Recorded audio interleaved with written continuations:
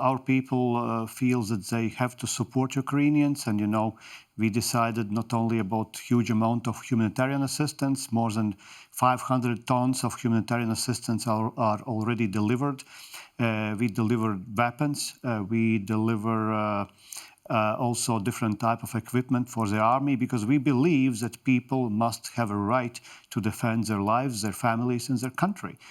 If we wouldn't be members of NATO and also European Union, we would be definitely now in the position of Ukraine. I can guarantee that, because Putin's actions against Ukraine, I think all these countries in the Caucasian region, in Central Asia, they should really wonder, will they be the next? My position is that currently, if we would like to deter Russians, sanctions can't be too hard, including, for instance, also sanctioning their airlines. Of course, we always can say that ordinary people will suffer whenever any sanction will happen.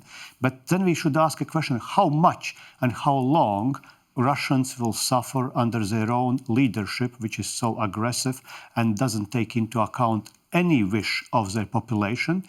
I mean, if Russians would like to go out on the streets to demonstrate or to do something against this regime, they would simply end up like Navalny in prison. So it's not us which is hurting them. I think that our assessment is that he maybe doesn't have enough of information or correct information. Possibly he's getting more paranoid because, in Russia, governments and rules and rulers are changing only in two ways, either a coup or a revolution, and nothing is eternal. And I think he knows that. So my assessment, my personal subjective assessment would be, if really he will start a huge war against Ukraine, that might end up also with a regime change in Russia itself. He should know, but it seems that he is putting himself in the corner, because at this moment it seems that he is not going to step back. He still believes that the West will blink, and we shouldn't. We never excluded such a possibility. We were assessing very correctly that the first move will be what he did in the last few days, recognizing these occupied territories as republics and etc. Just now, I think he will for a while assess those sanctions, and then it's solely in his hands.